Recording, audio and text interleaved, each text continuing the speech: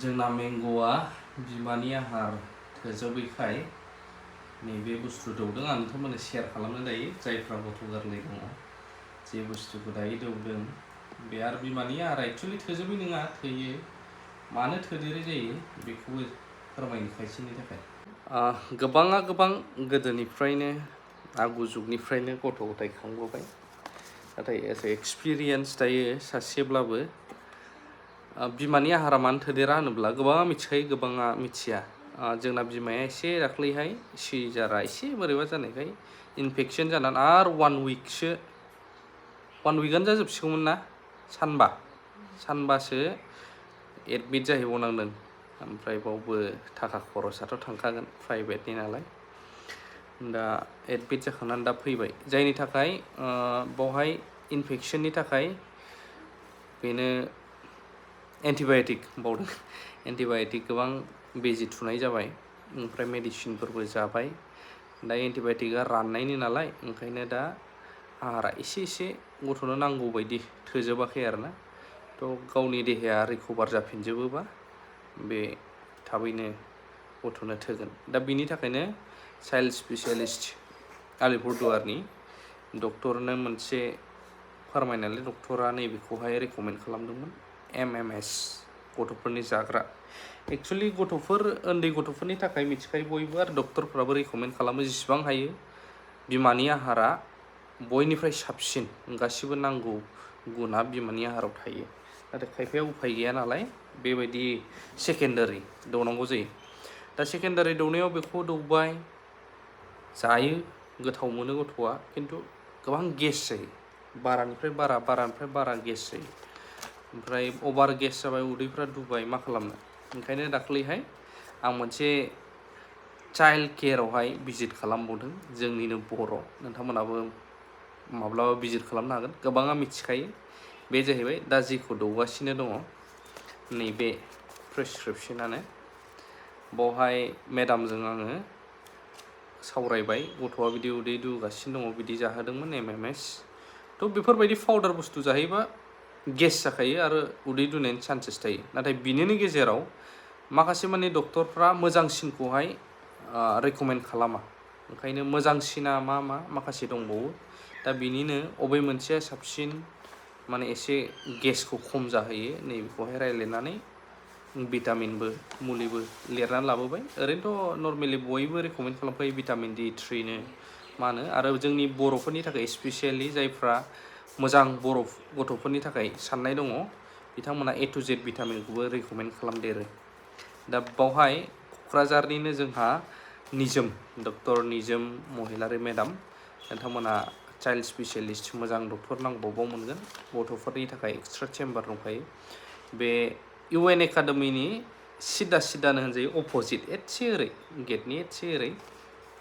थ' मेडामजों कनसाल्ट खालामबाय ओमफ्राय कनसाल्ट खालामनानै माखौ साबसिन जायो कनसाल्ट खालामखांनानै बे दौग्राखौ लाबोबाय मेडामनिफ्राय दा निस्सय प्रुफ मोनदों मोजां प्रुफ माने गेसआ बहुद खम जादों गथ'ना गैया मेडिसिनजोंबो आरो दा गथ'आ बिराद इमप्रुभबो जाबोगासिनो दं बिमानि गाइखेराबो प्लास बेखौबो थोदेरैयाव होगासिनो आरोना आरो मोनसे साबसिन दंबावोमोन होनदोंमोन मेडामा मोजांसिन दामबो बारा नाथाय बेखौ दौवोब्ला गथ'फ्रा गोथावनि थाखाय बिमानि आहारखौ बारा जानो नागिरा बेबायदि ओंखायनो बिमानि आहारखौबो जाथों होननानै नैबे साबसिनखौ हरबाय आरोना दा आं नोंथांमोननो खिन्थानानै होबाय जायफ्रा साखाथि बाखाथि क'क्राझार एरियानि आरो एसे मोजांसिन डक्टर नागिरदोंब्ला चाइल्डनि थाखाय गथ'फोरनि थाखाय जोनोम जागोदाननिफ्राय आरो गथ'फोर बिथांमोननि थाखाय बाव मोजां डक्टर दङ नोंथांमोना फैनो हागोन क'क्राझार आजिखालिथ' बयबो फैयो आरो गोबाङा मिथिखायो लकेलनाथ' थ' बेबायदि आरो मोजां बुस्थुखौ मेडामा रेकमेन्ड खालामो थ' मोजां मोनदों आंबो गथ'आ जोंहा इमप्रुभ जाबोगासिनो दङ ओरैनोथ' आं मोनसे ब्लगसो बानायनो नागिरदोंमोन दिनै नैबे भिडिअ'आवहाय गोबाङाथ' गुबुन जाथिफ्राव ब्लग लाबोयो सलियोबो नाथाय जोंनि बर'फोरनियाव नुनो मोनो जायफ्रा क्रियेटरफोर नायदोंब्ला दै ब्लगफ्रा बारा सलिनो नागिरा जोंना ब्लगा मोनसे समसिमल' बिराद मोजां सलिगोन गरम लास्टआव एद डाउन जाहैथारखायो ब्लगा मानो बर'फ्रा मोनसे बुस्थुखौ बांसिन इम्परटेन्स होयो बे जाहैबाय निउसखौ इम्परटेन्स होगोन खौरां नांगौ आपडेट नांबाय थागौ आरो खायफा ओरैबायदिखौ इम्परटेन्स होयो दावराव दावसि, ओमफ्राय आरो खायफा ओरैबायदिखौ इम्परटेन्स होयो दावराव दावसिजों लोगोसे सोरनि मा आपडेट जादों, सोरनि लाइफआ मा जागासिनो दङ, बुंगोनबो बेफोरबायदि दामाबा, नाथाय बैखौ मोजां मोनग्राबो दङ गोबांनो। थ' जिखुनुआनो जाया, दावराव दावसि माबा माबिनि कन्टेन्टआथ' दसेल'सो भाइराल जायो, नाथाय पारमानेन्ट नङा बेयो। साबसक्राइबारबो मोनगोन नोङो दसेनि थाखाय, नाथाय पारमानेन्ट नङा। जायहा गोबाव नांथों, खस्थ' जाथों, मोजां कन्टेन्ट लाबोयोबा निस्सय थाब बारायनायनि चान्स दं आरोना। आं भिडिअखौ बारा गोबाव खालामला, आं नैबेखौसो फोरमायदोंमोन,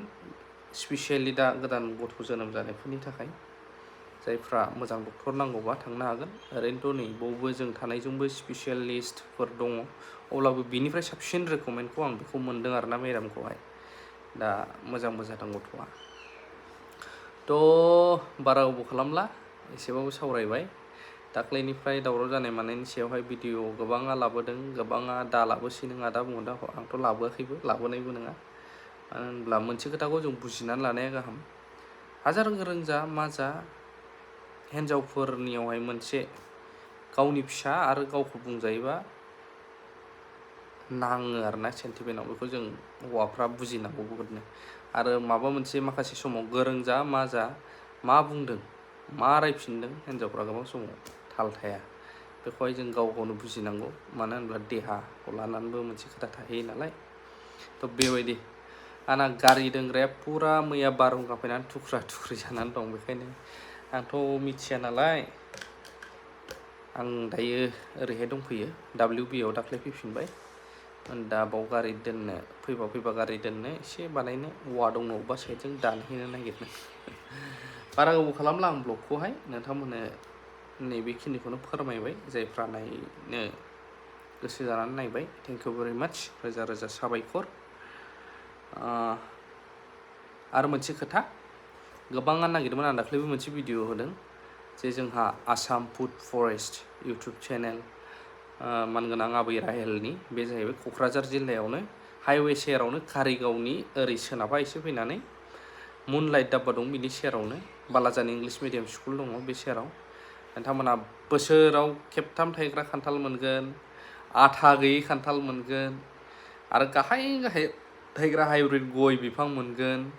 आफेल बिफां मोनगोन गोदै जाग्रा, स्पेसियेलि जोंनि जायगायाव गोखै जायो होनो बुहुदा, नंगौ, नाथाय गोदै जाग्राबो मोनगोन।